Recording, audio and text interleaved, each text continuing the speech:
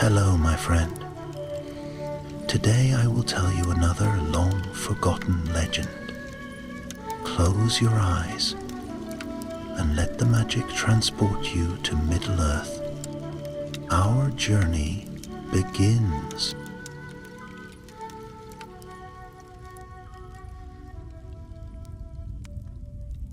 In the years after the War of the Ring, when the great shadow had fallen and the dark tower lay in ruins, a hush of peace began to spread across the lands of Gondor.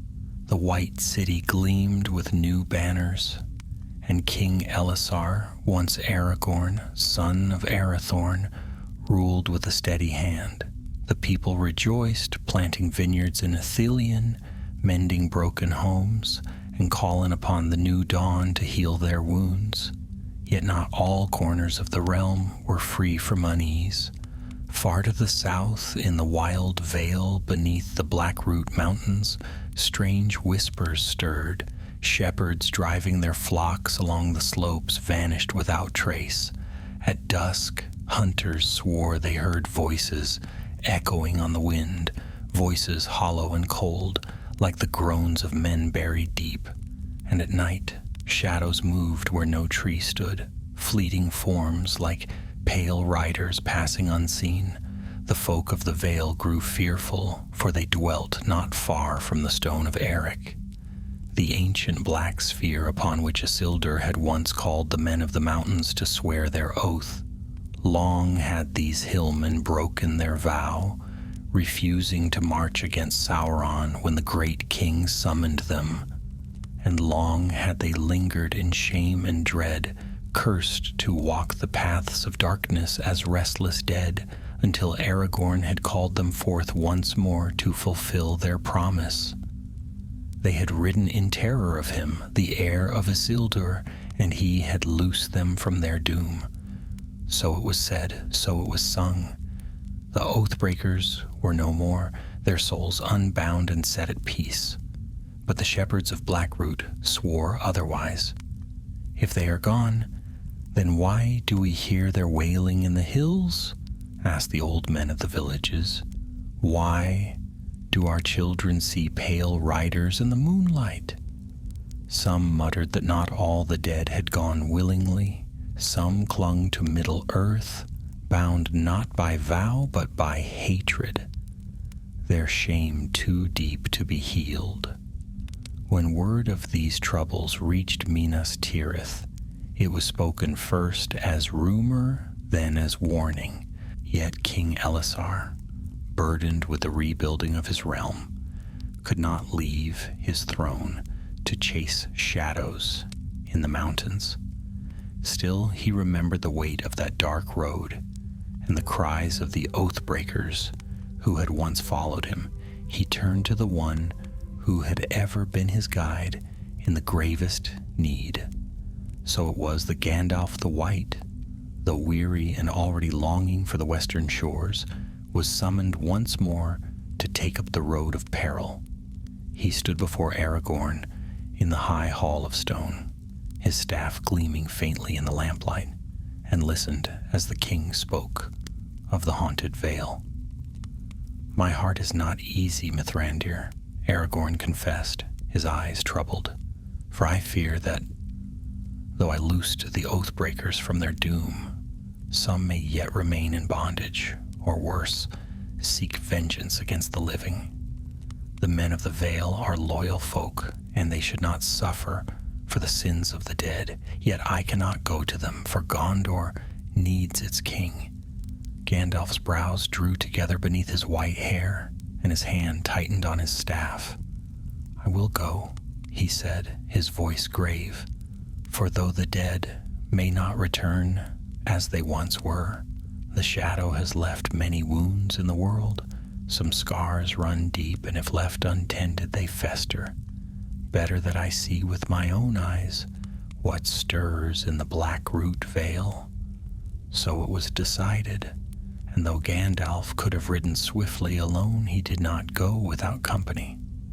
For Aragorn sent with him a band of Gondorian rangers, men seasoned in the wild who knew the secret paths of the mountains.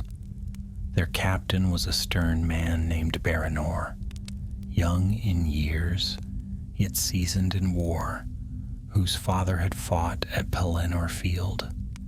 Together they set forth from Minas Tirith at dawn, riding through the green lands of Lossarnoch, and then into the wilder country, where the mountains rose black and sharp against the sky.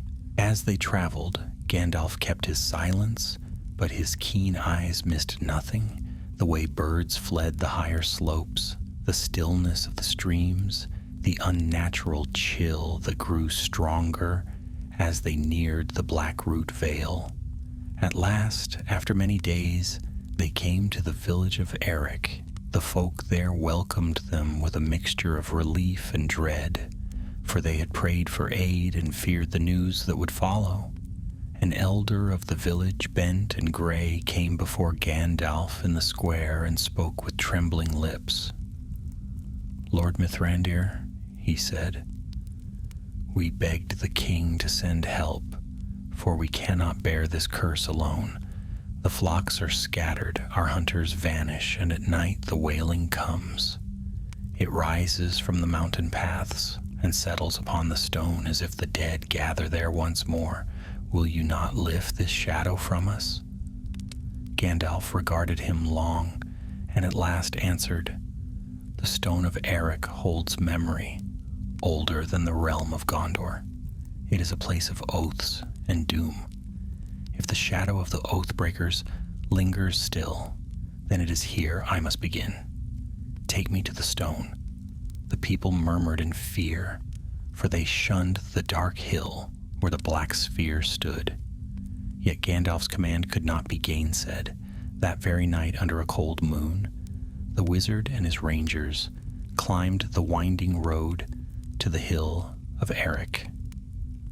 The stone loomed before them, vast and round, black as midnight. It seemed to drink the light of the moon, casting no shadow. The men of Gondor shifted uneasily, but Gandalf strode forward, his white robes bright against the darkness. He laid his hand upon the cold stone, and for a long moment he stood in silence. Then, faint as breath, a whisper rose on the night air. The rangers stiffened, for the whisper grew into a murmur, then into a chorus of voices, low, broken, and full of sorrow. The hill itself seemed to sigh with the weight of ages. Gandalf lifted his staff, and light sprang forth, casting the shadows back. But the voices did not fade. They grew sharper, filled with bitterness, and a name rang out among them, Isildur. The rangers faltered in dread, but Gandalf did not move. His eyes glimmered, for he understood. The Oathbreakers' tale was not yet ended. Somewhere among them, a will remained unbroken, a spirit not yet set free. The curse had not fully lifted, and so the true peril of the Blackroot Vale began. The voices around the stone of Eric rose and fell like a ghostly tide. The rangers clutched their swords, though steel would do little against shadows of the dead. Their captain, Baranor, tried to keep his voice steady. "My lord," he whispered to Gandalf, "this is no trick of the wind. These are voices of men, though long dead." "Indeed," Gandalf said, his eyes fixed upon the stone, "but not the same voices that once marched beneath the white banner at the king's command. No, these are fewer. They cling to Middle-earth like a thorn left in the flesh, sharp and festering. The question is why?" The rangers exchanged uneasy glances. They were brave men, but the memory of the Oathbreakers was strong in Gondor. Few dared walk the haunted paths even in daylight, and fewer still spoke their names after dark. The whispers shifted, weaving together until one voice became clearer than the rest. It was deep and harsh, as though scraped across stone. "We were betrayed," it moaned. "We were cast aside, our doom unbroken." Gandalf's staff gleamed brighter, casting a steady white glow across the hill. "Betrayed?" he said aloud. as if answering the spirit, "Your oath was broken in the days of Isildur, and it was fulfilled in the days of his heir. Freed you were and sent to peace. Why then do you linger?" The voices fell to a growl. The rangers flinched as the cold deepened, and the horses they had tethered below the hill whinnied in terror. The harsh voice rose again, filled with rage. "Aragorn, deceiver, he is no king of ours. Our oath remains. Our blood cries out." The words echoed like thunder down the mountainside, so loud that the rangers covered their ears. Baranor's face went pale, but Gandalf stood unmoving, his eyes glittering in the moonlight. "Ah," he said softly. "So that is the heart of it. You doubt the heir of Isildur. You reject his pardon. And so you cling to your curse, a prisoner of your own hate." The stone quivered beneath his hand, and the voices broke apart into wails and shrieks before fading into the stillness of night. At last, silence settled over the hill once more. The rangers looked at one another shaken. None spoke until Baranor asked, "What are they, my lord? Spirits left behind when the rest were freed?" "Yes," Gandalf answered gravely. "A remnant. Those whose pride is stronger than their shame, who would rather curse the living than accept forgiveness. Such spirits are dangerous. They seek to twist their torment into vengeance." "And what must we do?" Baranor asked. Gandalf did not reply at once. He stood staring at the stone, deep in thought. At length he said, "We must follow their trail and see how far their malice has spread. But mark this, the living are ever the most easily swayed. If the voices of the dead find ears willing to listen, they may yet rouse treachery in the hearts of men." The company descended the hill in silence.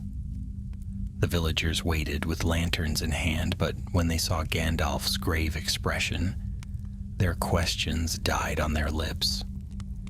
He gave them no false comfort, only the promise that he would go on into the mountains and seek out the truth. The next morning, the rangers and Gandalf rode westward along the dark slopes. They passed lonely farms and shepherd huts, most abandoned, the doors barred and windows shuttered. A gloom hung over the vale, and though the sky was clear, the air seemed colder than it should have been. On the third day, as they entered a narrow gorge, they found signs of struggle, broken spears, trampled earth, and a cloak stained dark with blood. Baranor dismounted and examined the ground. "Men fought here," he said grimly, "but against whom I cannot tell. No bodies remain." "Taken," Gandalf murmured, scanning the jagged cliffs above, "or driven away. The dead have no hands, but fear itself can be a weapon. Yet there is more at work here." That night they made camp by a stream. The rangers kept close to the fire, their faces shadowed. Gandalf sat apart, smoking his pipe, though the smoke drifted oddly in the still air. He was silent for a long time until one of the younger rangers, Haleth, asked what all of them were thinking. "My lord," Haleth said, "if these are but restless spirits, why not call upon King Elisar to return? Surely his presence alone would quiet them." Gandalf shook his head. "No, the king's place is in Minas Tirith, where his people need him. And were he to come, these spirits would not yield. They reject his claim. They will not be swayed by his voice, but only by a power older still. It is not for the king to chase every shadow. That duty, it seems, is mine for a little while longer." The rangers fell quiet. The fire burned low, and one by one they dozed, save Baranor, who kept watch. Gandalf sat long into the night, his eyes fixed upon the mountains. He could feel the weight of unseen eyes upon them and the faintest echo of whispers on the wind. At dawn, they climbed higher into a land of broken ridges and dark ravines. The path wound ever steeper until, at last, it led into a cleft between towering cliffs. There, to their dismay, they found signs of the dead more clearly than ever before. Shadows pooled unnaturally in the hollows of the rock. The rangers felt a chill pass through them, though the sun shone above, and in the dust of the path, faint and fleeting, were the marks of pale feet, shapes like footprints, but too light for any living man. Here, Gandalf said quietly, is where they walk. As the company pressed on, the air grew heavy, the rangers' steps slowed, and their courage wavered. They felt their hearts dragged down by despair, as if the very stones whispered of futility and doom. Baranor clenched his jaw, forcing his men forward, but his hand never strayed far from his sword hilt. At last they came upon a hollow in the mountainside. There, within a ring of broken stones, a fire burned, unnatural pale and green. Around it stood shapes like men, but thin as mist, their eyes glimmering with malice. The rangers froze. Gandalf alone strode forward, raising his staff. "Why do you linger here?" he called. "Your oath is ended. Your time in Middle-earth is done. Why do you disturb the living?" The spirits turned, their faces shifting like smoke. From among them stepped one larger than the rest, crowned with the faint shape of a helm. His voice was the same harsh growl they had heard at the stone. "We linger," he said, "for we were wronged." "Freed, you say? Nay, we were cast out, abandoned, our doom unfulfilled. The heir of Isildur is false. We will not rest until our oath is answered with blood." The rangers raised their swords, though their arms trembled. The spirits hissed, circling, their forms flickering in and out of sight. Gandalf struck his staff upon the ground, and white light blazed forth. "You will not find vengeance here," he thundered. "You were given pardon, and you cast it aside. Your curse endures because you will it so. But know this, the longer you cling to hate, the closer you draw to utter darkness, where no memory of Middle-earth remains." The spirits shrieked, recoiling from the light, yet the helm-crowned leader held firm. His voice rang with fury. "Then we shall take our vengeance upon the weak. Let the villages burn. Let the blood of men cry out in truth. We are not ended." And in a rush of wind, the spirits scattered into the night, vanishing into the ravines. The fire hissed and went dark, leaving only the chill of their passing. The rangers stood shaken. Baranor turned to Gandalf, his face grim. "They are not bound to one place," he said. "They will strike where they will. How can we stop such foes?" Gandalf lowered his staff, his expression stern. "By finding their leader and breaking his will. For as long as he clings to wrath, the others will follow. This helm-bearer is the heart of their unrest. We must learn his name and face him where his power is strongest." The mountains loomed dark around them, and far below the vale lay silent in dread of what was yet to come. The morning after their grim encounter, the company descended from the hollow. In a tense silence, the rangers had faced foes of flesh and blood before: orc raiders, Southron spearmen, and worse, but never the restless spirits of men. They were trained in war, but not in ghostly terrors that no sword could slay. Even Baranor, their captain, kept glancing at Gandalf as though expecting the wizard's light alone to shield them from the creeping dread. As they made their way down the winding paths, the youngest ranger, Haleth, finally broke the silence. "My lord," he said, trying to keep his voice steady. The spirit spoke of burning villages. If they strike against the folk of the Vale, then they may already be moving even now. Gandalf nodded, though his expression was troubled. You speak true, Haleth, but do not think of them as riders who gallop across the land. They move like the wind in the shadow of cloud. Wherever fear is strongest, there they may gather. That is their weapon and their curse. The rangers exchanged uneasy glances. The thought of spirits rising wherever fear spread was worse than imagining them bound to a single haunt. It meant no farm or village was safe. By noon, they reached a ridge overlooking the Vale. Smoke drifted faintly against the sky. Thin, dark trails rising from the east. Baranor's face darkened. Not all threats are ghosts, he said. That smoke comes from burning wood, not the chill of spirits. They spurred their horses and rode hard. Before long, they reached a small village at the foot of the mountains. The wooden palisade was broken, huts blackened with fire, and the people huddled in fear around the well.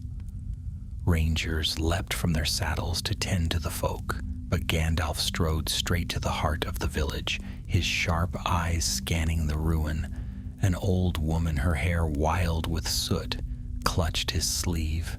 They came in the night, she cried. Not shadows, but men. They bore torches and axes, shouting of old kings and broken oaths. They burned our grain stores and fled into the hills. Baranor's jaw tightened. Outlaws, he said bitterly. Men who prey upon their own folk. Yet why would they speak of oaths and kings? Gandalf's gaze grew grave. Because they are listening to the whispers of the dead. What is sown in shadow grows swiftly in weak soil. These outlaws are being stirred by the spirit's malice. If men of flesh and blood serve them, then their power is doubled. The rangers looked grim, for it was one thing to fight shades that could not be struck, and another to fight living men driven by madness. Gandalf turned to the villagers. Did you hear a name among their cries? The old woman nodded. Aye, they called upon a lord. They shouted, for Maldron, for the true oath. The name fell like a stone into still water. Gandalf's face darkened, and the rangers looked to him for explanation. Maldron, the wizard murmured half to himself. So that is the helm bearer. Long ago he was captain of the mountain clans, a proud man, fierce and stubborn. When Isildur summoned the men of the mountains, Maldron was the loudest voice in defiance. We swore no oath to a king of Gondor, he said, and no highborn lord shall command us. He led his people into faithlessness, and for that they were cursed. It seems his spirit never bent, even when the rest followed Aragorn, and now he would twist the living to his cause. The rangers muttered darkly. It was one thing to fear wandering shades, but another to hear that one among them had a name, a will, and a voice loud enough to command both dead and living. Where does he dwell, my lord? Baranor asked. Likely in the deepest halls of the mountains, Gandalf replied, his eyes flashing. The Oathbreakers had many secret places, tunnels and hidden chambers carved in ages past. Maldron will not show himself until his power is ripe. That is why we must act swiftly before fear spreads further. That evening, Gandalf gathered the rangers around the fire. The villagers had given them bread and meat, but few had appetite for it. Listen well, Gandalf said. This is no common hunt. You face foes of two kinds, men deceived by whispers and spirits clinging to hatred. One you may strike with sword, the other with courage and light. But neither must be underestimated. If Maldron grows stronger, he may bind more of the dead to him and turn more of the living. That path ends in ruin for all the Vale. Haleth, though pale, straightened his shoulders. Then we must cut out the root. If we find Maldron's lair and end his power, the rest will scatter. Gandalf's stern face softened with approval. Just so, you have the right of it. Yet remember, Maldron is no simple wraith. His pride and wrath have given him form stronger than most. He will not fall easily. The fire crackled, and the night stretched on. Beyond the village, the dark ridges loomed, their peaks silvered in moonlight. The men slept uneasily while Gandalf sat wakeful, listening to the faint stir of wind that carried with it whispers too distant for the others to hear. By dawn, their course was set. They rode deeper into the Vale, guided by villagers' reports of outlaws moving along hidden tracks. For 3 days they tracked signs. Broken branches, hoof prints in the mud, the remains of campfires, but with each league they traveled, the land grew more oppressive. Birds were fewer, and the silence of the mountains pressed upon them like a weight. On the 4th day, they came upon a narrow gorge where the cliffs leaned close together. Strange carvings marked the stones, ancient symbols of the mountain clans, long forgotten by Gondor. Gandalf halted. "This is a place of the oath," he said quietly. "Here the mountain lords bound themselves to Isildur long before their betrayal. Maldron returns here because memory is strong. The spirits of his followers will gather to his call." Baranor frowned, studying the dark mouth of the gorge. "Then we have found the path to his lair." "Perhaps," Gandalf said, "but tread carefully. He will not leave such a place unguarded." The company advanced, torches lit though it was still day, for the gorge swallowed light. The walls rose high and narrow, and their footsteps echoed strangely. More than once Haleth glanced back, convinced he saw movement in the shadows, though nothing solid followed. At last the path opened into a cavern.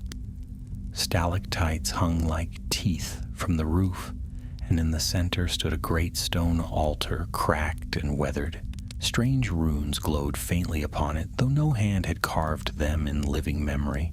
Upon the altar lay offerings, swords, broken shields, torches guttering with green fire, and behind it, in the darkness, shapes stirred. One by one they emerged, pale figures with hollow eyes, their armor rusted and broken, their faces twisted by wrath. They formed a circle around the altar, silent and waiting. Then came the voice, deep and harsh, rolling like thunder through the cavern. "You dare to enter my hall, Grey Pilgrim?" From the shadows stepped Maldron. His form was taller than any man's, his spectral helm gleaming faintly. His eyes burned like coals beneath the visor, and in his hand he bore the faint outline of a sword, shimmering with ghostly fire. The rangers faltered, but Gandalf strode forward, his staff blazing with white light.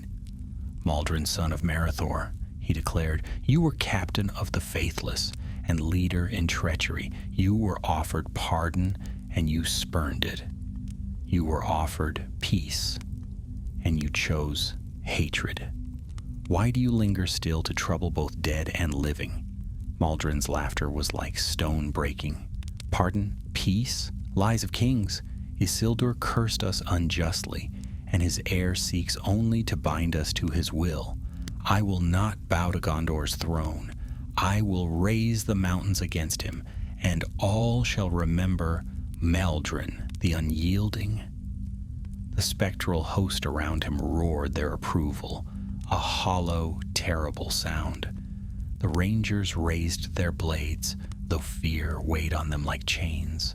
Gandalf's staff shone brighter, but his face was grim.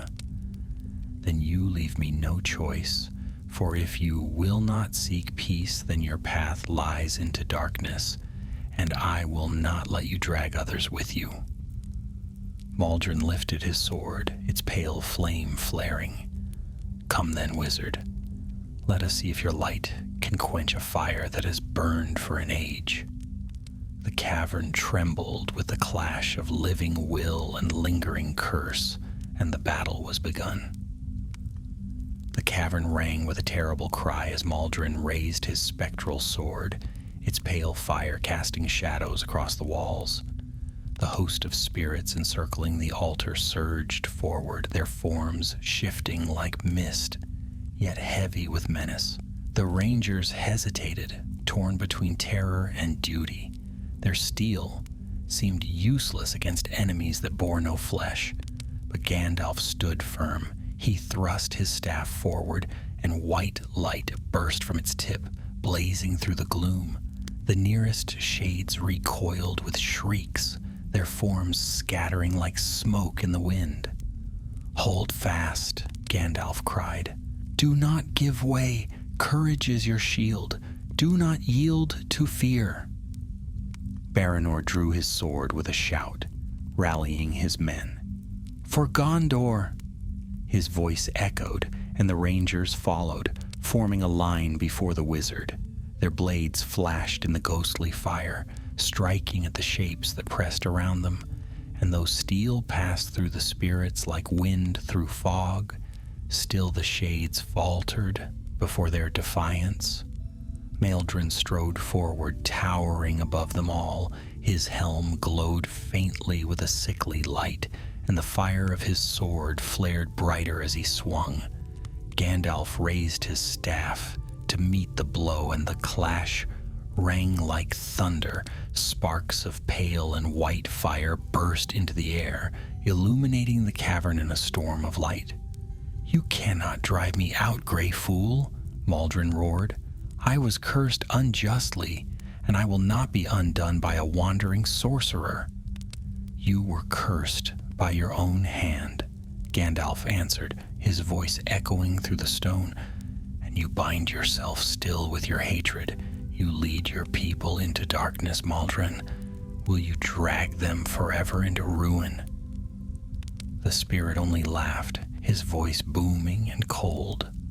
He struck again, forcing Gandalf back step by step. Each blow shook the cavern, and the rangers stumbled as the ground quivered beneath their boots. "Stand your ground," Baranor bellowed, though fear gnawed at him. He swung his blade at a spirit that lunged too close. The sword cut nothing solid, but the shadow shuddered and fell back. Beside him, Haleth fought with wide eyes, his face pale but his grip steady. The company pressed together, fighting not with the hope of killing, but with the resolve to hold. Gandalf's staff flared again, blasting back a wave of spirits. His voice rose, chanting in a tongue older than Gondor, words of power that struck like hammers of light. The host of spirits faltered, their forms twisting in pain. Yet Maldron only grew fiercer. He swung his sword in a great arc, shattering Gandalf's shield of light. The wizard staggered, his staff dimming, and the rangers cried out in alarm. Maldron pressed his advantage, driving Gandalf toward the altar. "You will fall here, wizard," he snarled, "and your light will be quenched in the halls of the mountains." But Gandalf did not falter. His eyes gleamed with a fire as old as the stars. He struck the altar with the butt of his staff, and light burst from the cracks in the stone. The ancient runes blazed with sudden brilliance, and the cavern shook with a deep, rolling sound, as if the mountain itself had awakened. The spirits shrieked, writhing in the glow. Maldron reeled back, his form flickering. "What have you done?" he thundered. "I have called upon the oath you broke," Gandalf said, his voice ringing clear. "Here you bound yourselves, and here your treachery was sealed. This stone remembers, Maldron. It will not suffer your lies." The runes flared brighter, and the spirits wailed. For a moment it seemed they might be drawn back into the altar itself, bound once more to silence. But Maldron roared, raising his sword high. The pale fire flared with terrible light, and with a great cry he struck the altar. The runes shattered, the stones split with a sound like cracking ice, and the glow was extinguished. A shockwave swept through the cavern, hurling rangers to the ground and dimming Gandalf's staff. Maldron stood triumphant amid the ruin, his form burning brighter than before. "No stone binds me," he bellowed. "No king commands me. I am free, and I will have vengeance." The host of spirits surged again, their forms stronger, their voices a chorus of fury. The rangers scrambled to their feet, their courage wavering. Haleth cried out as a shade passed through him, chilling him to the bone. Gandalf rose slowly, leaning on his staff. His face was grave, his eyes shadowed. He had not expected Maldron to wield such strength, yet he did not yield. "This is not ended," Gandalf said, his voice calm though the cavern shook. "You have chosen your path, Maldron, but know this. Though you strike at stone, though you burn villages, though you gather the wrathful and the weak, your doom draws near. For pride is a weak foundation, and hatred a frail crown. You will fall, and your name will be forgotten." Maldron snarled, his burning eyes narrowing. He stepped forward, raising his sword to strike again. But at that moment, Baranor leapt between them. His blade, though it could not cut flesh, met the ghostly fire with a clang that shook the chamber. "Back, foul shade!" Baranor shouted. His courage lent strength to the others, and the rangers rallied, driving back the spirits with renewed cries. Gandalf seized the moment. He lifted his staff high, summoning the last of his strength. Light blazed forth once more, brighter than before, filling the cavern with blinding radiance. The spirits shrieked and scattered, vanishing into the walls and shadows. Maldron reeled, his form flickering like a dying flame. "This is not the end," he roared, his voice echoing through the cavern. "You cannot unmake me. I will rise again, and Gondor will burn." With that, his form dissolved into smoke, swept away into the dark fissures of the mountain. The cavern fell silent save for the ragged breathing of the rangers.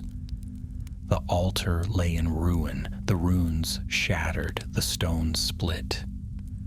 Gandalf lowered his staff, his shoulders heavy with weariness. The light faded, leaving only the dim glow of the torches. Baranor turned to him, his face pale. "Have we won?" he asked. Gandalf shook his head. "No. We have merely seen his strength. Maldron is not defeated, only driven back. He gathers power, and the ruin of the altar has freed him further. The Vale is in greater peril than before." The rangers looked at one another, their hearts sinking. They had fought with all their might, and yet the foe had only grown stronger.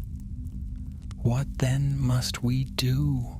Haleth asked softly.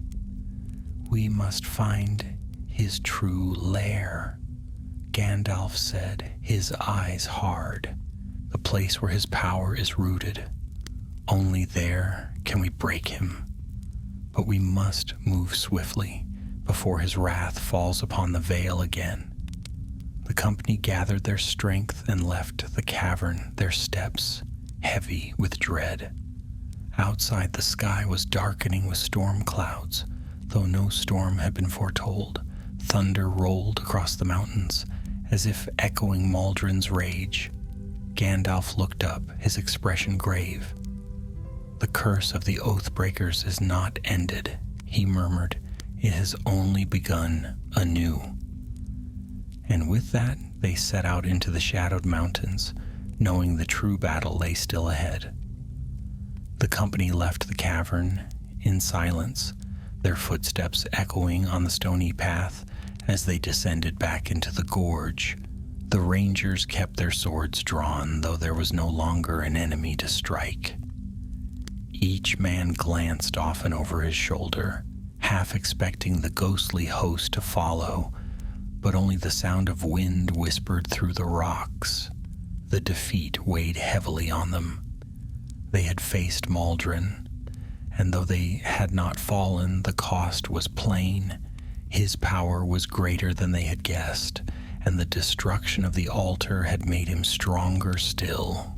Even Gandalf's light, fierce as it had shone, had not been enough to unmake him. At last Baranor broke the silence. "My lord," he said, his voice low but steady, "you said he must have a true lair, a place where his strength is bound. How are we to find it in these mountains? They are filled with endless caves and hollows. We could wander for months and never find him." Gandalf did not slow his stride. "Maldron is cunning, but his pride will betray him. He gathers both dead and living to his cause. If we follow the trail of his mortal servants, they will lead us to his seat of power." Haleth, who walked just behind Baranor, asked hesitantly, "Then the outlaws who raided the village, are they more than brigands now?" "They are," Gandalf said grimly. "Men who give ear to whispers of the dead are worse than brigands. They are the living hands of Maldron's will. And mark this, such men are often the most dangerous, for they bear both steel and malice." The words chilled the company more than the wind, for shadows and spirits could be held at bay by courage, but mortal men with fire and sword could cut down villagers and burn their homes with ease. By evening they had descended into the lower passes. They found a stream and camped beneath a stand of twisted pines, their torches flaring in the night wind. The men ate sparingly and few spoke. Gandalf sat apart as always, puffing at his pipe, the glow of his ember like a single star in the gloom.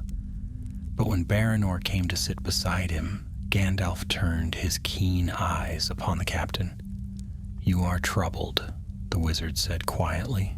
Baranor sighed, staring into the fire. "I am, my lord.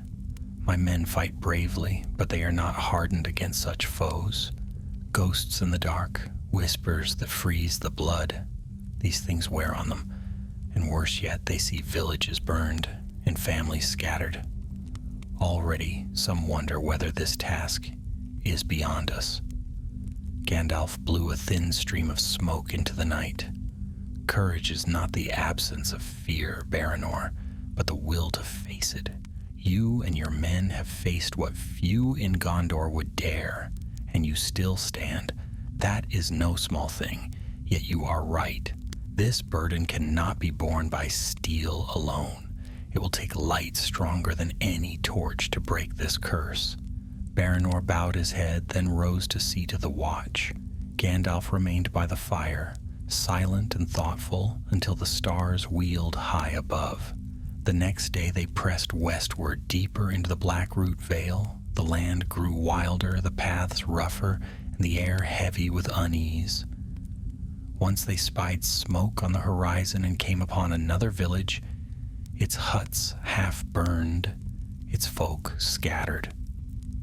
This time they found footprints, booted men, a dozen or more, leading north into the hills. Baranor knelt, tracing the tracks. "These are fresh. They passed only a day ahead of us."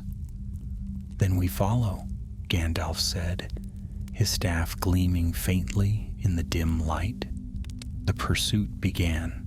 For 2 days they tracked the outlaws over crags and gullies, through thickets of thorn and across barren slopes. The rangers moved swift and silent, their eyes keen, their spirits sharpened by purpose. But as they drew nearer, they began to find more troubling signs. The raiders left behind not only footprints, but tokens.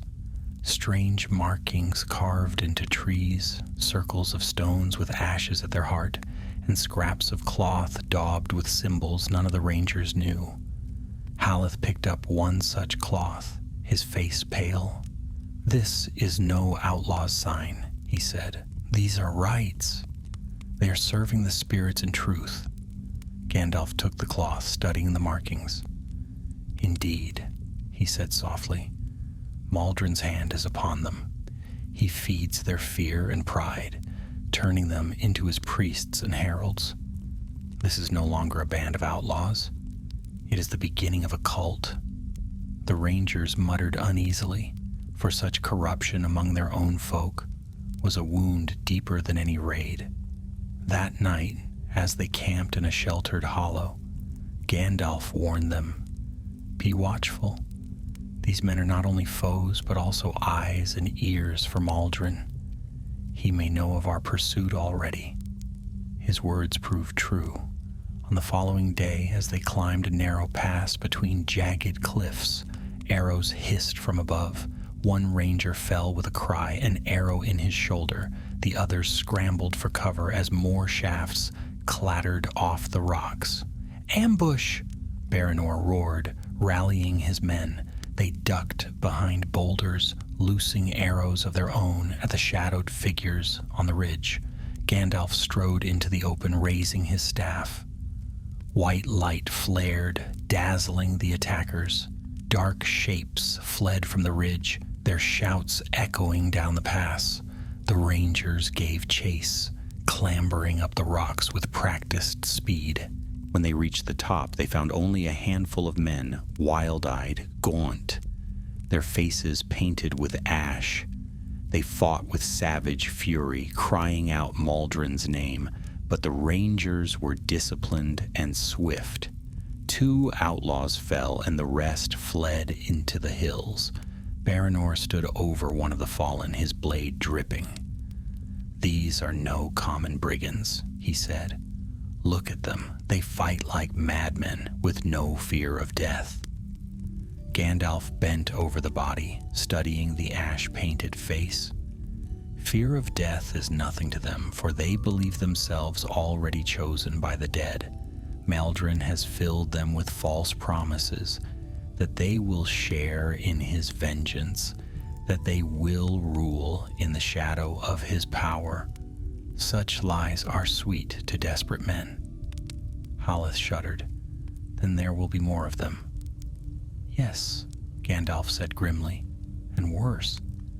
There may be some among the folk of Gondor who listen to their whispers willingly. Fear breeds treachery, and Maldron will use it well." His words proved true sooner than they expected. For on the next night, as the company camped near a ruined watchtower, treachery struck from within. It was during the second watch, when most of the men slept. The fire burned low, and the night was still. Baranor dozed lightly against a stone, trusting his men to keep vigilant. But one ranger, a broad-shouldered man named Darin, rose silently and crept from the circle of sleepers. His eyes gleamed strangely in the firelight, and his steps made no sound on the grass. He moved toward the edge of the camp where Gandalf sat awake, pipe in hand. Darin's hand tightened on his dagger. He drew it slowly, the blade catching the faint glow of the coals. He raised it, stepping closer. "Stop, Darin," Gandalf said softly without turning. The ranger froze, the dagger trembling in his hand, his face twisted, torn between rage and fear. "You cannot stop him," he hissed. "Maldron is the true lord of the mountains. He will free us from the yoke of Gondor. You are only delaying the doom that must come." The other rangers woke at his voice, leaping to their feet with shouts. Baranor rushed forward, seizing Duran's arm and wrenching the dagger from his grasp. The man struggled like a beast, his eyes wild until the others pinned him to the ground. "Traitor!" Baranor spat, his voice thick with fury. "You would slay your own lord's guest?" But Gandalf raised a hand. "Hold! Do not kill him. He is not holy himself. Maldron's whispers have crept into his heart, turning his loyalty into poison. This is the danger I spoke of, the living swayed by the dead." Darren snarled, his eyes burning with strange fire. "You are blind, wizard. Maldron is our deliverer. He will break the chains of Gondor. We are his chosen, and the mountains will rise again." The rangers bound him, though their hearts were heavy, for he had been one of their own, trusted and true until the shadow fell upon him. Gandalf looked at them gravely. "This is but the beginning. Maldron spreads his poison among men as well as spirits. The longer he endures, the more hearts will he turn. We must strike at his root soon, or the whole vale may fall into darkness." The storm clouds gathered thicker above the mountains, and thunder rumbled like distant drums. The company sat in silence, watching their bound companion, knowing the curse of the Oathbreakers was no longer only a matter of ghosts. It had begun to claim the living. And somewhere deep in the mountains, Maldron laughed. The betrayal of Duran hung over the camp like a storm. The rangers, hardened though they were, could not easily bear the thought that one of their own had turned. He had marched beside them through battles and long watches, and now he lay bound at the edge of the fire, his eyes flashing with strange devotion to Maldron. They had stripped him of weapons, but still, he struggled against his bonds, muttering oaths in the darkness. At times he whispered, and at times he cried out, as if speaking to voices no one else could hear. Baranor kept his sword at his side and refused to sleep, pacing the camp like a lion in a cage. At last he turned to Gandalf, his voice low but full of wrath. "What would you have us do, my lord? He is a danger to us. If he breaks free, he will slit throats as we lie sleeping." Gandalf sat calmly, though his face was stern. His staff rested across his knees, its faint glow steady in the gloom. "I would have you remember that he was once your comrade," the wizard said. "He is ensnared, not lost. Maldron's whispers have twined about his heart like chains, but chains can be broken." Baranor's jaw clenched. "You speak of mercy, but mercy is a luxury when we stand against an enemy such as this." "It is never a luxury," Gandalf replied, his eyes flashing. "Mercy is the strength that evil cannot comprehend. If we kill him now, we prove Maldron's point that fear rules us, and that no man can be trusted. If we show mercy, we deny Maldron's poison its root." The rangers shifted uneasily, for Gandalf's words were heavy, and though they did not all agree, none dared argue further. They kept Duran bound, and by morning they set off again, dragging him with them on a rope. The path wound westward, climbing higher into the mountains. The air grew thin and cold, and the peaks loomed above like dark crowns. Clouds gathered heavy and low, and the sound of thunder rolled again and again, though no rain fell. Signs of Maldron's followers grew more frequent. On one ridge they found a circle of stones painted with ash, the remains of a fire that burned green. On another they found bones laid out in a strange pattern, as if some ritual had been performed. Haleth, pale and wide-eyed, muttered, "This is witchery. The mountain clans never did such things. Not even in the tales of my grandsire." "Fear makes men twist old customs into darker shapes," Gandalf said. "These rites are meant to bind the living to Maldron's will, just as once he bound the dead. His power spreads by such acts, and every man who partakes loses more of himself. On the third day of their climb, they came upon a narrow trail that overlooked a wide valley. From the ridge, they saw smoke rising from its center, not the thin trails of a village hearth, but great plumes from many fires. And beneath the smoke, in the half-light of evening, they glimpsed movement, shapes of men gathering, torches flaring like stars against the dark. Baranor dropped to one knee, peering through the gloom. By the Valar, there must be hundreds. The company crouched low, gazing down in grim silence. The valley floor was ringed by cliffs, and at its center stood a ruin of ancient stone, pillars half broken, walls crumbled, a forgotten hall of the mountain folk. Around it swarmed men in ragged mail and dark cloaks, their faces painted with ash, their shouts echoing as they built great fires. Haleth swallowed hard. An army. Gandalf's face was grave. Yes, Maldrin gathers not only spirits, but living men to his banner. He has promised them freedom from Gondor's rule and vengeance for old wrongs. They think themselves chosen, and their numbers will swell the longer he endures. If they march, the Vale will fall into fire and ruin. The Rangers stared down, the weight of the sight heavy upon them. Gondor had only just begun to heal from war. Another uprising fueled by both men and spirits would bleed the land anew.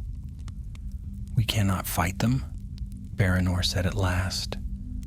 His voice was steady, though his eyes burned with frustration. "Not we alone." "No," Gandalf agreed, "but we can strike at their heart.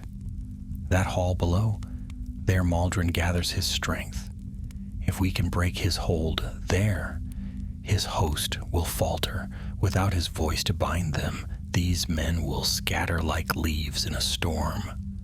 The Rangers looked doubtful, but Gandalf's eyes gleamed with resolve. "We must go down into that valley. We must see his stronghold from within." The plan was dangerous, yet no other path lay before them. That night, under cover of darkness, they crept down the winding trail into the valley. The fires burned high, and the air reeked of smoke and sweat.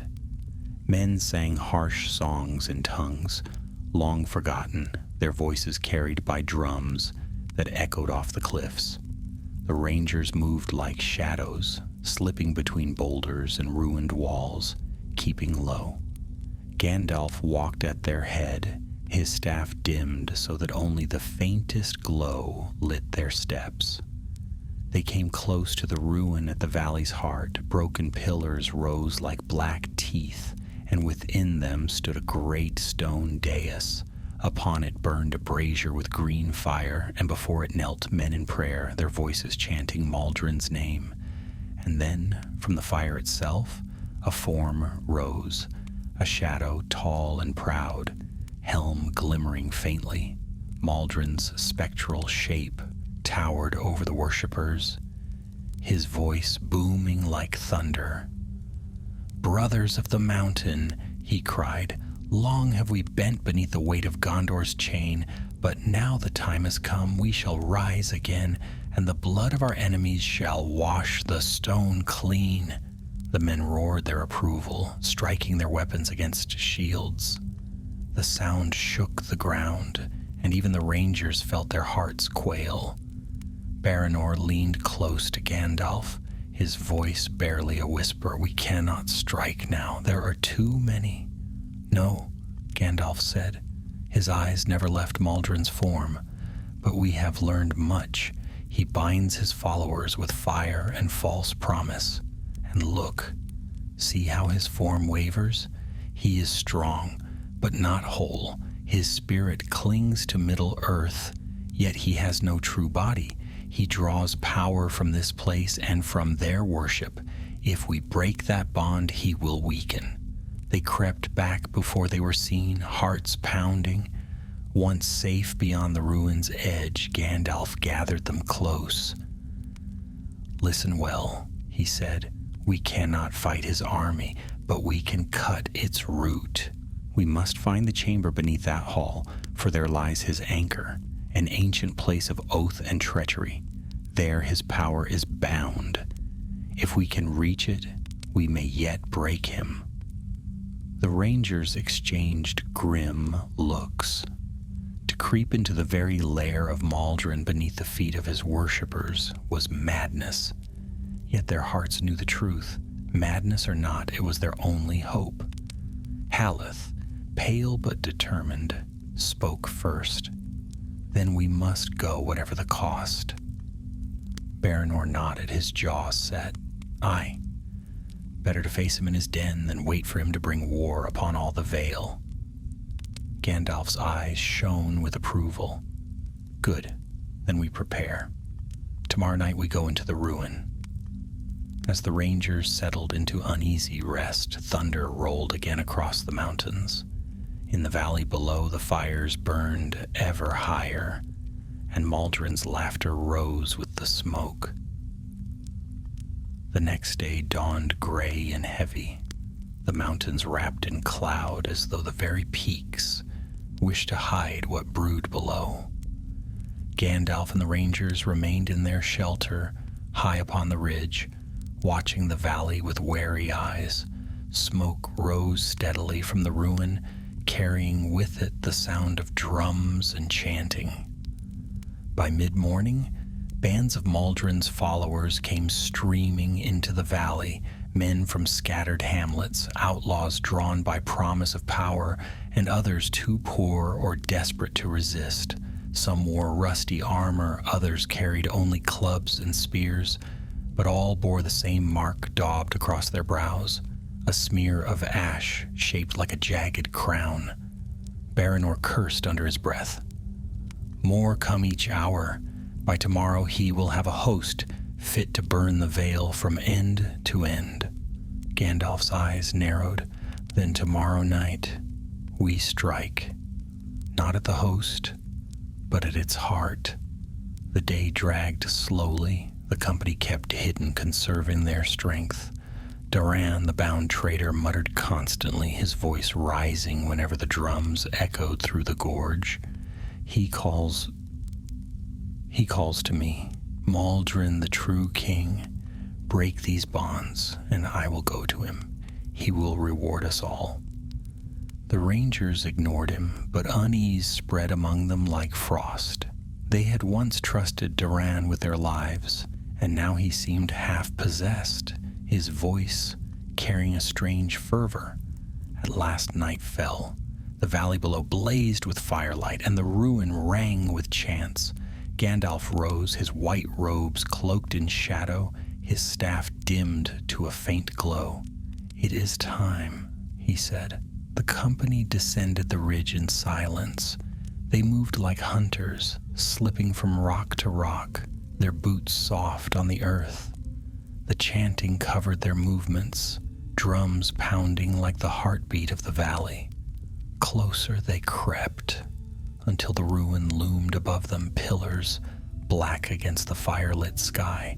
Men crowded the great square before the dais, raising their voices to Maldron's name. Upon the brazier of green fire, his spectral form towered once more, arms raised in triumph. The rangers pressed themselves against the broken wall of the ruin, hearts hammering. Gandalf raised a hand, signaling silence, and led them to a narrow stair of stone that wound down into the earth. The stair was old, half broken, but still passable. It led into the black beneath the ruin, far from the eyes of the chanting host. The air grew cold as they descended, the stone damp beneath their hands. Torches sputtered in iron brackets, casting long, wavering shadows. Strange carvings marked the walls, figures of men bowing before a great sphere, a crown above them, their faces worn with age but still grim in aspect. Haleth shivered. "These are the mountain lords," he whispered. "They carved their oath into stone that none should forget." "Yes," Gandalf murmured. Here their pride was bound, and here their shame was sealed. Maldron clings to this place because it feeds him. At the foot of the stair they found a long hall, its roof arched high, supported by black pillars. The air smelled of ash and decay, though no fire burned. At the far end stood a great door of iron, its surface carved with runes long faded. Baranor touched the door cautiously. This is old work, older than Gondor, but it is locked fast. Gandalf stepped forward, laying his staff against the metal. A faint light spread across the runes, filling them with pale fire. With a sound like stone groaning, the door swung slowly open. Beyond lay darkness deeper than night. The company entered, torches flaring. They found themselves in a vast chamber, hollowed from the mountain. The walls were lined with alcoves, each containing the crumbling remains of warriors, long dead, bones clad in rusted mail, shields cracked, swords broken by time. Haleth drew back, his face pale. "A tomb," he whispered. "They buried their warriors here." "Aye," Gandalf said gravely, "and more than warriors. Look well, these are the captains of the Oath. They wait in shadow still, bound by the pride of their leader." The rangers kept close together, their eyes darting to every shadow. The silence pressed heavily, broken only by the faint drip of water and the echo of their own footsteps. Then, from the far side of the chamber, a figure stirred. A man stepped forth from the alcoves, clad in mail that gleamed despite the ages, a helm upon his brow. His eyes glowed faintly, neither wholly dead nor wholly living. "Who trespasses in the hall of the kings of the mountain?" His voice boomed, hollow and cold. The rangers raised their swords, but Gandalf lifted his staff. "I am Gandalf the White," he said. "We seek the root of Maldron's power. If you serve him, then you serve only darkness." The figure laughed, a sound like clashing iron. "Maldron is our captain still. He has called us forth, and we will march once more. Be gone, wizard, lest you share the fate of those who broke faith." With that, more shapes stirred. From the alcoves on every side, warriors stepped forth, half corporeal, their forms shimmering in the torchlight, swords of shadow in their hands. The rangers drew together, backs to one another, blades gleaming. Baranor's voice rang out, "Hold the line, let none break through." The shades advanced. Their movements were slow but relentless, their hollow eyes fixed upon the living. Gandalf's staff blazed, casting white fire across the chamber. The spirits reeled but did not flee. Their voices rose in a dreadful chant, calling Maldron's name, filling the hall with echoes of wrath. "Strike them not with steel alone," Gandalf cried. "Stand firm. Deny them your fear." The rangers fought, blades flashing through mist and shadow. Though steel could not kill, it gave shape to their defiance. For each blow struck, a spirit faltered, its form flickering. Yet the press of foes was heavy, and the hall rang with the clash of courage against despair. Amid the struggle, Gandalf strode forward, his staff blazing brighter still. He raised his voice in words of power, a chant that filled the chamber like a rising wind. Light poured from him, striking the alcoves, and the spirits shrieked. "Begone!" he thundered. "Your oaths are ended. You are free, if you will take it." For a moment, the warriors wavered. Their swords faltered, their eyes dimmed. Some faded, vanishing into silence, but others cried out in rage, their forms blazing with Maldron's fire. The helm-wearing figure raised his blade, his voice fierce. "We will not yield. Maldron is our lord, and his vengeance our cause. The chamber shook as his cry echoed, and a deep rumble answered from the earth itself. Stones fell from the roof, dust choking the air. The rangers staggered, and the spirits pressed harder, shrieking Maldron's name. Gandalf's face was stern, his eyes blazing. "So be it," he said. He lifted his staff high, and with a great cry he struck it upon the stone. Light exploded through the hall, white and pure. The alcoves blazed, the spirits shrieked, and the helm-wearer reeled as his form split like smoke in a gale. The rangers shielded their eyes from the brilliance. When it faded, silence filled the chamber. The spirits were gone, the alcoves empty. Only bones and rusted steel remained. The helm of the last figure lay cracked upon the stone. Gandalf stooped, lifting it with care. His eyes were grave as he spoke. "Maldron's grip is strong indeed. Even the dead still heed his call. But this helm is proof of their bondage. With it, we may yet find the place where his power is bound, and break it." The rangers exhaled in weary relief, though their hearts were heavy with what they had seen. Baranor sheathed his sword, his voice hoarse. "Then we must press on, for if Maldron can summon such hosts, the veil will not stand long." Gandalf nodded, tucking the broken helm beneath his arm. "Yes, and we have little time. Come. The way lies deeper still." They turned toward the dark passage beyond the chamber, torches flaring as they entered the deeper halls. Behind them, the tomb lay silent, but the echo of the spirits' cries lingered still in their ears. And in the valley above, Maldron's laughter rose over the drums, as if he knew their every step. The broken helm felt heavier than iron as Gandalf carried it through the dark passage beyond the tomb.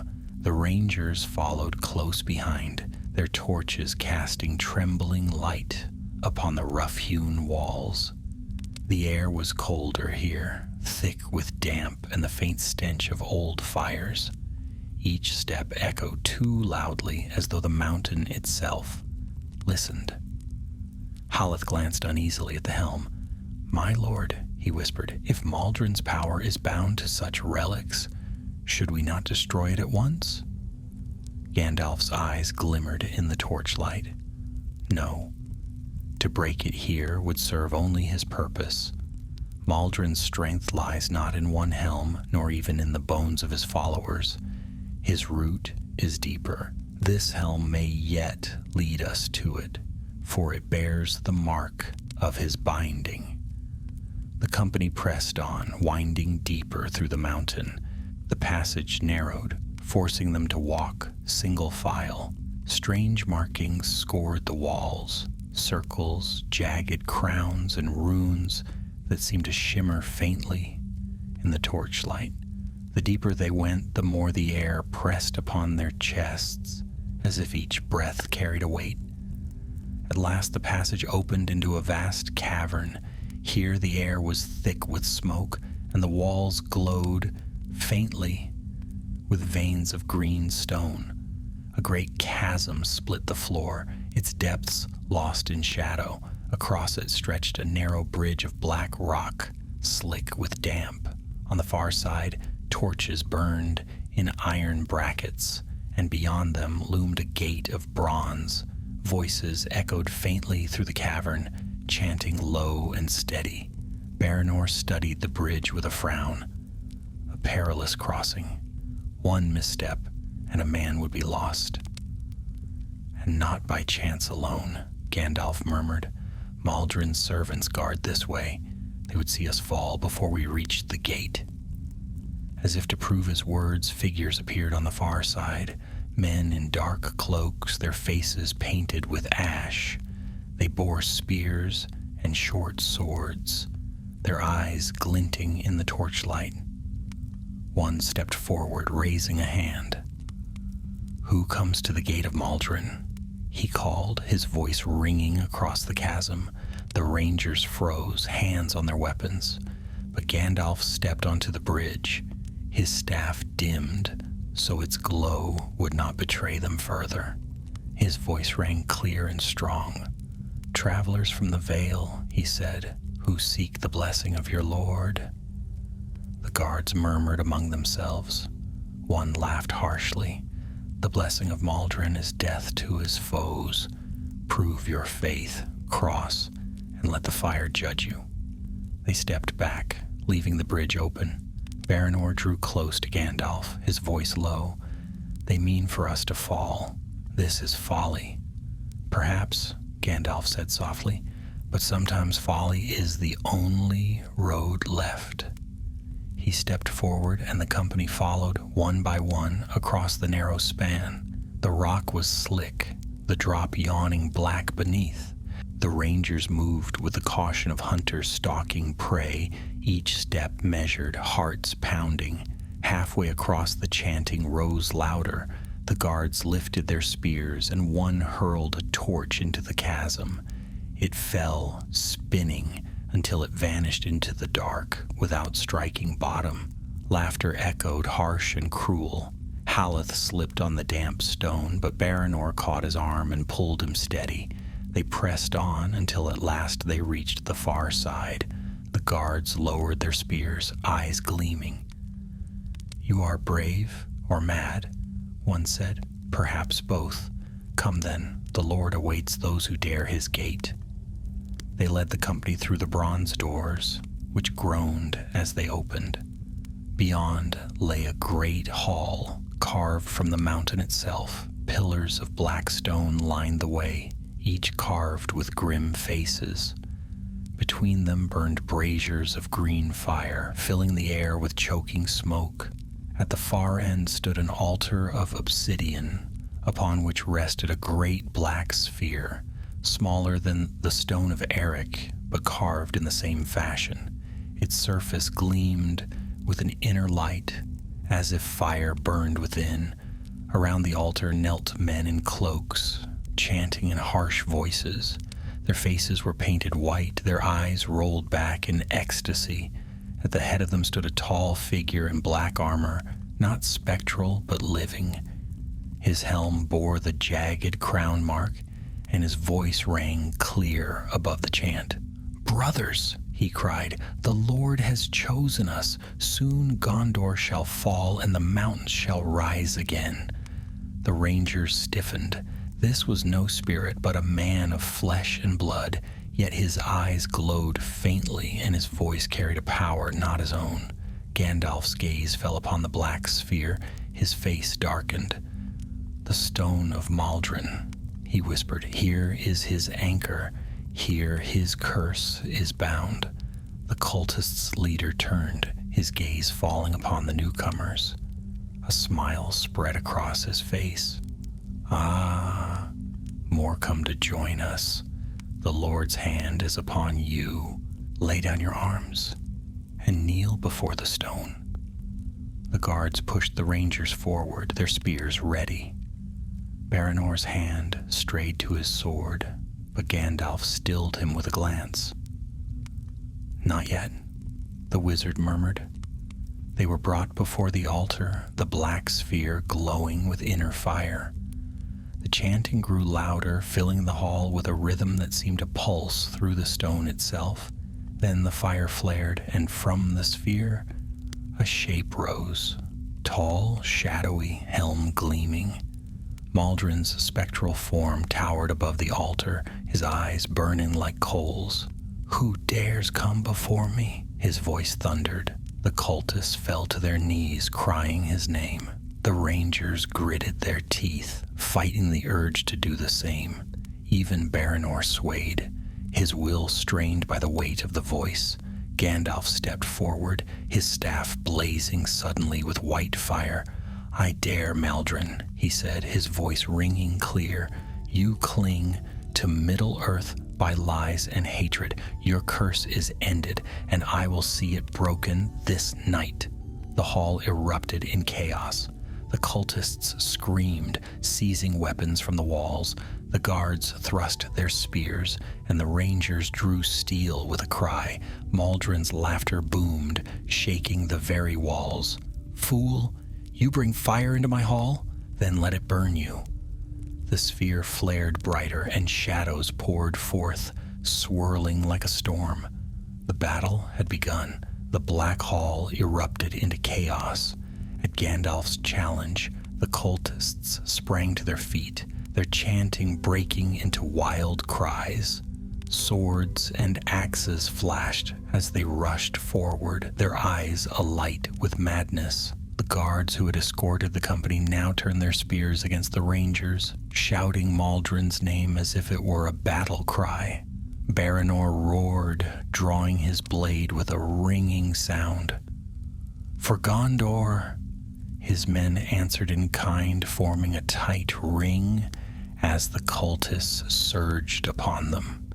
Steel clashed with steel, the echoes booming between the black pillars. Haleth parried a blow from a wild-eyed man, sparks flying as their blades met. Fear gnawed at his belly, but he forced it down. The memory of the burning villages steeled his hand, and he struck his foe across the helm, sending him sprawling. "Stand firm!" Baranor bellowed, his sword cutting down another attacker. "Do not yield ground!" But the cultists were many, their fury driven by more than mortal hate. Every strike seemed to carry the weight of Maldron's curse, and for each man who fell, another pressed forward. Amid the struggle, Gandalf strode toward the altar, his staff blazing with white fire. The black sphere flared in answer, and Maldron's spectral form rose higher, towering over the wizard like a shadow of flame and smoke. His eyes burned red, and his voice filled the hall like thunder. "You cannot banish me, Grey Fool," Maldron roared. "This stone binds me to Middle-earth.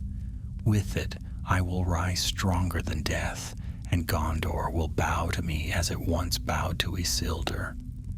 "You bind yourself only to ruin," Gandalf answered, his voice steady though the air shook. "And ruin shall be your crown." He struck the ground with his staff. White fire burst forth, searing across the black stone. Maldron staggered, his form wavering, but the sphere flared brighter, anchoring him. The shadow raised his spectral sword, its flame pale and terrible. With a great cry, he brought it down upon Gandalf. The wizard raised his staff, and the clash rang like a storm. Light and shadow collided, sparks flying in a storm of white and green fire. The rangers fought on, the battle raging around the pillars. Baranor led them with fierce resolve, his blade cutting through cultists. Even as blood streamed from a wound upon his brow, he shouted encouragement to his men, his voice ringing above the din.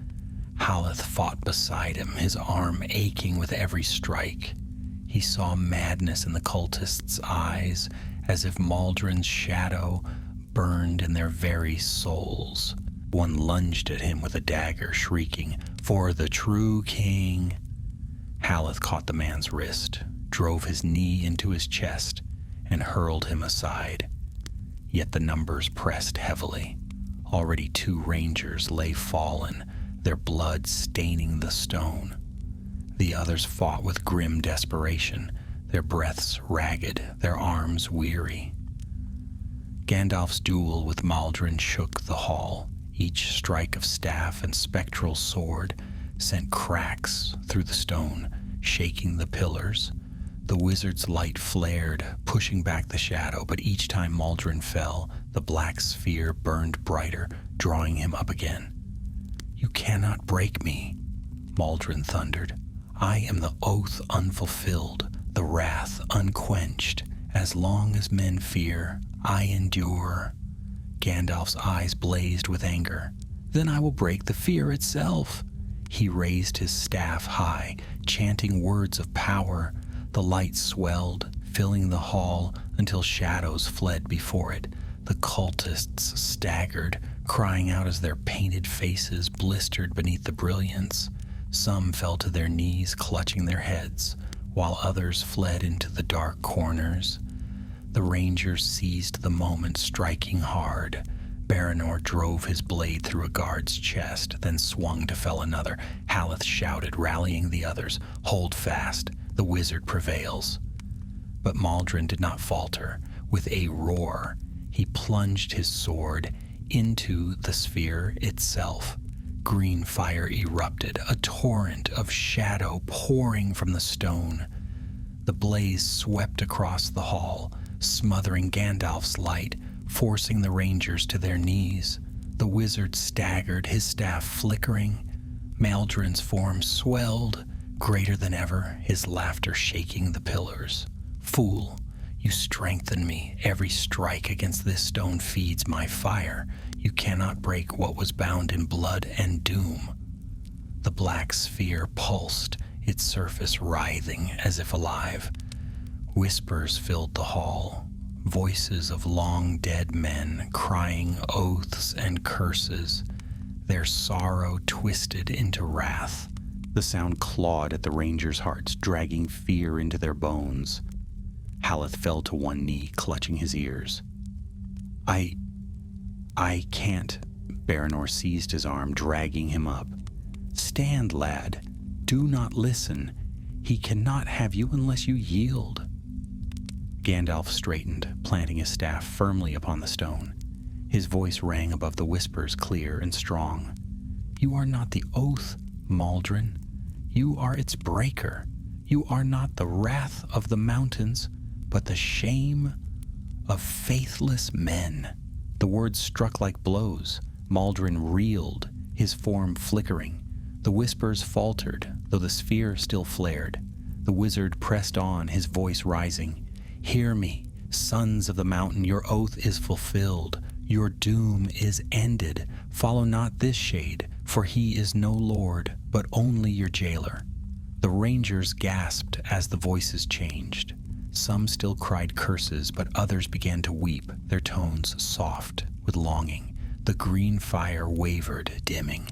Maldron screamed, his eyes blazing. "No, do not listen to him. You are mine. You swore to me, and you shall serve me forever." The rangers, stirred by Gandalf's words, lifted their blades and cried out, "Begone, Maldron! Gondor is free!" Their voices rose together, defying the shadow. The sphere cracked. A line split its surface, light seeping through like fire beneath stone. Maldron staggered, his form writhing. Gandalf lifted his staff one final time. "By the flame that was before the world, I command you, depart, Maldron. Go into the void and trouble Middle-earth no more." He struck the sphere. With a deafening crack, it shattered, shards flying in all directions. White fire burst forth, filling the hall with brilliance brighter than day. Maldron screamed, his form tearing apart in the blaze. The shadow shriveled, his helm crumbling, his sword dissolving into smoke. His cry echoed once more, a wail of fury and despair, before fading into silence. The cultists fell prostrate, their madness broken. Some fled weeping, others lay still, their will spent. The rangers shielded their eyes as the light faded, leaving only the broken altar and the silence of dust. Gandalf stood in the ruin, his staff dim once more. His face was weary, yet his eyes burned with fierce light. "It is done," he said softly. "The anchor is broken. Maldron's grip upon Middle-earth is ended." The rangers lowered their blades, their breaths ragged. Baranor wiped blood from his brow, his voice hoarse. "And what of his army above? Without him will they scatter?" "They will," Gandalf said. "They were bound by his voice, not their own will. Without him their fury will fade. But Gondor must watch, for shadows such as these never vanish wholly. Another may rise if hearts grow weak." Haleth leaned upon his sword, his face pale. "Then we have won?" "For now," Gandalf answered, his gaze upon the shattered stone. "For now the veil is safe, but the memory of the Oathbreakers will linger until time itself is weary. The company stood in silence, the echoes of battle fading into the black halls. They had survived, though not all. Their dead lay among the cultists, their sacrifice written in blood upon the stone. And as they turned to leave the ruin, thunder rolled once more across the mountains, not in wrath, but in release, as if the peaks themselves sighed with relief that the curse of Maldron was ended at last. The broken altar still smoked when the company climbed from the black hole into the night. The air outside was cool, fresh after the choking fumes within. Above, the stars shone clear for the first time in many nights, no longer veiled by the green fire that had lit the valley. The ruin lay quiet, its fires guttered, its chanting silenced. The host of Maldron's followers, once so fierce and wild, now wandered aimlessly. Some fled into the night, dropping their weapons and tearing the ash marks from their brows. Others sat stunned among the stones, their eyes hollow, as if waking from a dream. The madness that had bound them was broken, leaving only weariness and shame. The rangers, bloodied but unbowed, stood among the ruin, their swords lowered. Baranor's voice rang out, strong and commanding. "Lay down your arms. Maldron is no more. His curse is broken. You are free men once again." Some obeyed at once, casting spears aside and sinking to their knees. Others glared, mistrust still in their eyes, but even they trembled, their courage drained, without their master's voice to drive them. Haleth stepped forward, his young face stern, though streaked with grime. "The wizard has saved you all. If you would live in Gondor's peace, then cast away this shadow and return to your homes. No king will pardon those who cling to treachery." His words struck truer than his years, and many of the men bowed their heads. Gandalf moved among them, his staff gleaming faintly. His presence alone steadied the hearts of the weary. He spoke little, yet each man who met his gaze seemed to lose some measure of his fear. He did not linger long, but turned instead to the rangers. "See to your wounded," he said softly, "and to the fallen.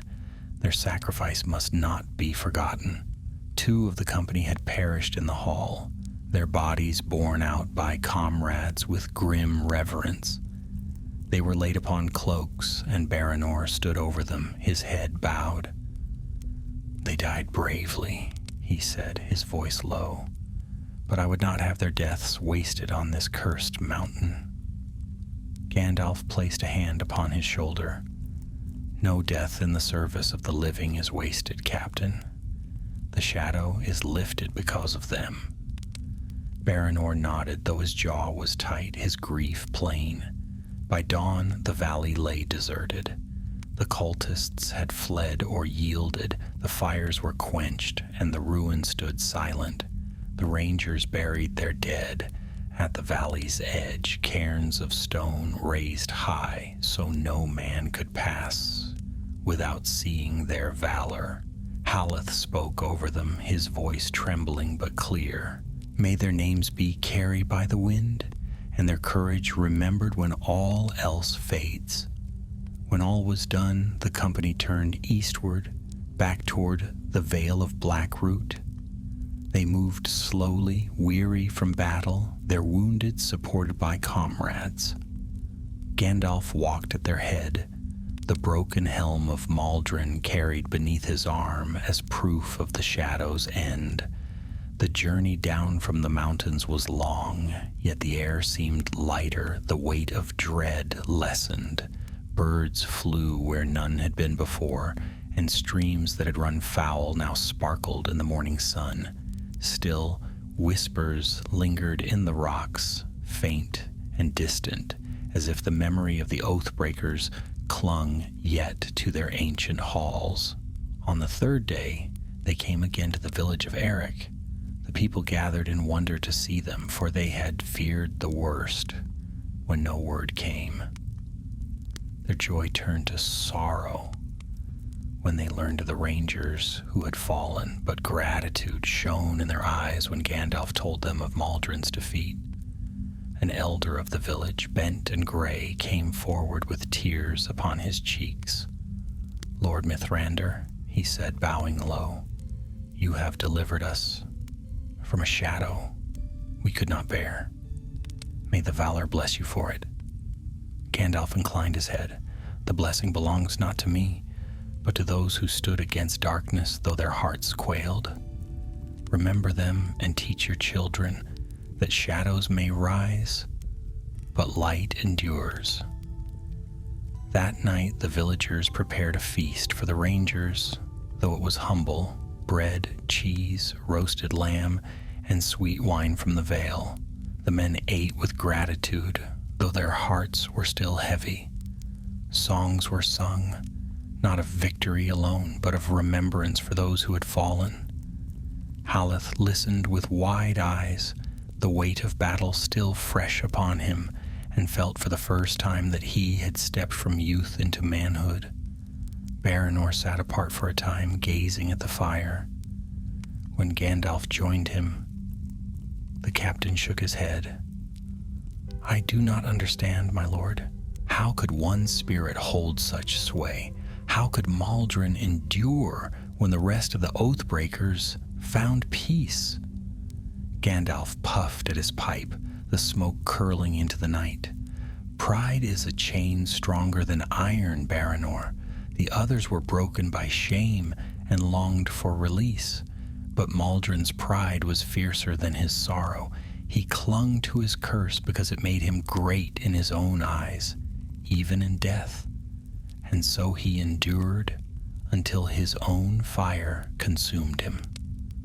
"Will others rise as he did?" Baranor asked. "Perhaps," Gandalf said quietly. "So long as men cling to hatred, there will always be those who hear the whispers of the dead. But know this: though shadows linger, they cannot master hearts that are steadfast. Your men proved that truth, and so did you." Baranor bowed his head, humbled by the words. The next morning, Gandalf called the villagers to the square. He raised the broken helm of Maldrin high for all to see. Its black iron was cracked, its crown shattered. "This," he said, "was the token of Maldrin's pride. With it he bound the weak to his will, but no longer. Let it be cast into the depths, so no man may be tempted by it again." The people cried out in agreement, and together they carried the helm to the river that ran through the vale. With solemn words, they hurled it into the rushing waters, and the current bore it away, never to be seen again. That evening Gandalf stood upon the hill where the stone of Eric loomed. The black sphere stood silent, its surface drinking the moonlight as it always had. The wizard laid a hand upon it, his face grave. "You have seen much," he murmured to the stone. "Oaths broken, curses laid, and shadows banished. May you see no such treachery again." The rangers joined him there, silent in reverence. Even Baranor, stern as he was, felt a shiver as the moonlight gleamed upon the stone. At last Gandalf turned to them. "Our work here is ended. You will return to Minas Tirith, bearing word to the king. He must know that the Vale is safe, though the memory of the Oathbreakers endures. Guard it well, and let no shadow rise here again." The rangers bowed their heads. "It shall be done," Baranor said firmly. Haleth, still young but no longer untried, looked to Gandalf with awe. "And you, my lord? Will you return with us?" Gandalf smiled faintly, his eyes distant. "My road lies elsewhere, lad. There are shores yet unseen, and a ship that waits for me in the west. But for a little while longer I remain. Middle-earth is not yet free of need." The company descended from the hill.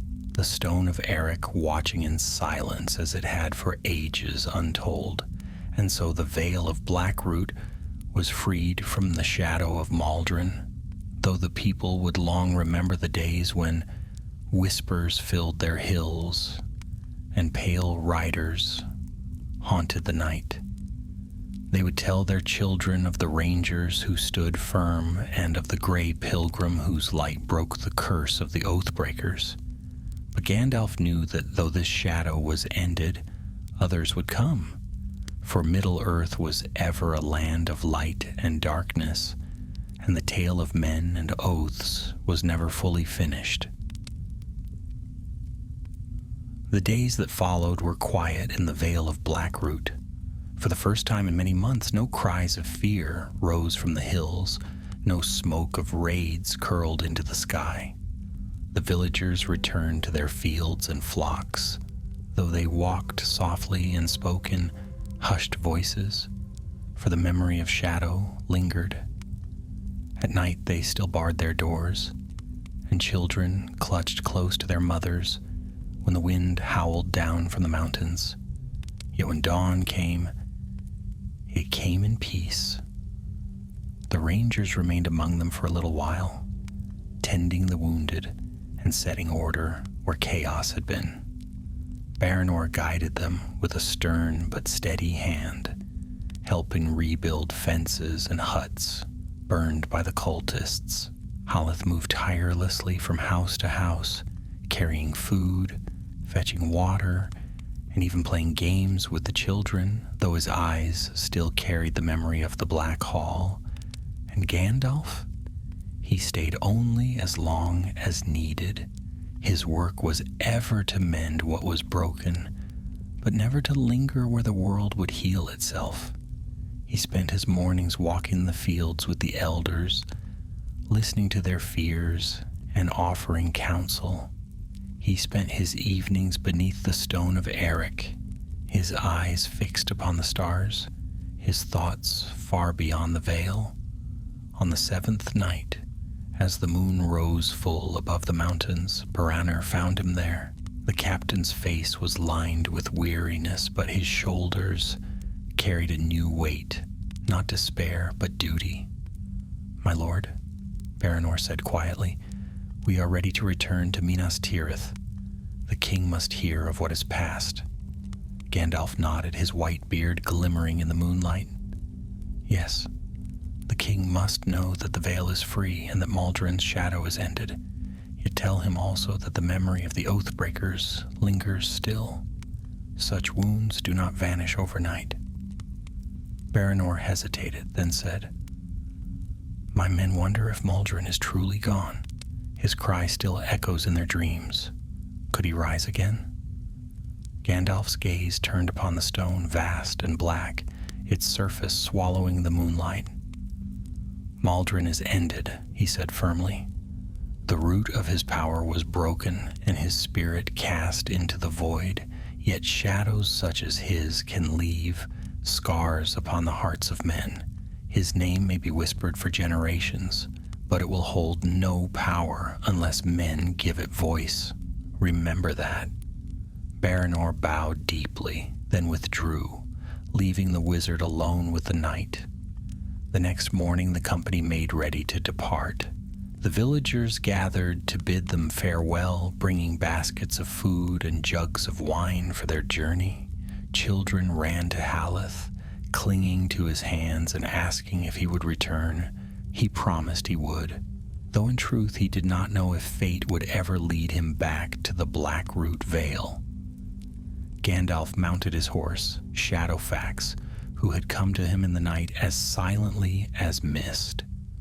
The great steed shone in the morning light, proud and swift, his mane flowing like silver. The villagers gasped at the sight, for no ordinary horse had ever trod their fields. As the rangers prepared to ride east, Gandalf turned once more to the people. "Remember this," he said, his voice carrying clear across the square. "You are free of the shadow. Live not in fear of whispers or in chains of the past. Plant your fields, tend your flocks, Raise your children in peace. Let no man speak Maldron's name in anger, for his curse is ended. And if ever darkness rises again, remember that light endures, even in the blackest night." The people bowed low, their eyes shining with gratitude. The journey back to Minas Tirith was long, but less grim than their descent into the Vale. The mountains behind them seemed smaller, less oppressive, though their peaks still loomed black against the sky. The rangers rode in silence much of the way, each man lost in thought. Yet at night they spoke of their fallen comrades, telling tales of their courage, ensuring their names would not fade. Haleth listened more than he spoke, his heart heavy but proud. He had entered the mountains as a boy who still carried fear in his bones. He left them as a man who had faced shadows and lived. He knew the memory would never leave him, but neither would the lesson, that courage was not the absence of fear, but the will to stand against it. At last the white city came into view, gleaming upon its hill like a jewel in the sun. The rangers straightened in their saddles, their weariness lightened by the sight of home. The gates opened at their approach, and the guards saluted them with respect. Word had already traveled of their quest, though none yet knew the full tale. In the high hall of stone they came before King Elessar. Aragorn rose to greet them, his face grave yet filled with relief at the sight of their return. He listened as Baranor spoke, recounting all that had passed, the whispers in the hills, the raid upon the villages, the descent into the mountain, the battle in the Black Hall, and the breaking of Maldron's stone. When all was told, Aragorn was silent for a long while. At last he said, "You have done Gondor a great service. The Vale is free because of your courage and because of Mithrandir's wisdom. I grieve for the fallen, but their deaths are not in vain." He turned to Gandalf, his eyes heavy with the weight of kingship. "Ever you are there when shadows rise, my friend. I thought Middle-earth might at last be free of such burdens, but it seems even peace is never without peril." Gandalf's smile was faint, almost sorrowful. "Peace is not the end of shadow, Elessar, but the place where light is tested. So long as men dwell in Middle-earth, there will be whispers of fear, and so long as there is fear, there will be those who seek to twist it. Yet you are king now, and your people will look to you for strength. Do not let the shadow of oaths long broken trouble your heart. Maldron is ended. Let the Vale heal." Aragorn bowed his head, taking comfort in the words. "So it shall be. Gondor will remember this victory and honor those who gave their lives for it." The rangers were dismissed with honor, their names recorded in the rolls of the citadel. Baranor returned to his men, proud, though still mourning. Haleth stood for a long time upon the walls of the city, gazing west toward the mountains, his thoughts full of what had passed. He knew he would never forget the cries of the dead, nor the light of Gandalf's staff blazing against the shadow. And Gandalf? He lingered in Minas Tirith for a little while longer, walking its streets, speaking quietly with the king, watching the people as they rebuilt their lives. Yet his heart was already turning westward, to shores beyond the sea. His work in Middle-earth was nearly done. One evening, as the sun sank behind the white mountains, he stood upon the walls of the city. The sky burned with gold, and the wind carried the scent of new blossoms from the fields below. He leaned upon his staff, his eyes distant. "The curse of the Oathbreakers is ended," he murmured, "yet the tale of Middle-earth goes on. May the light endure until at last It is time to sail. And so ended Gandalf's journey into the Blackroot Vale, where he had faced not only the shadow of the dead, but also the weakness of living men.